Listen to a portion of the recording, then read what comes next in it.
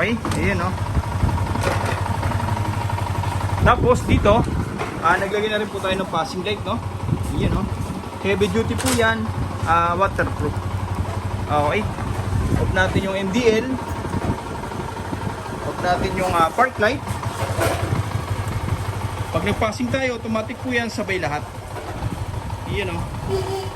Pero pwede pa rin tayo mag-high low ng MDL na hindi po sumasabay yung headlight. Pero pag nag-passing, sabay po yan lahat. Okay, sa headlight, pwede rin po tayong mag-on, no? Nang hindi po sumasabay yung MDL. Okay, yan o. Pwede natin patayin na separately. Kahit mag-high low po tayo ng headlight, hindi po sumasabay yung MDL. Okay, passing light, automatic po yan, sabay lahat. Yan o. Okay. Yan.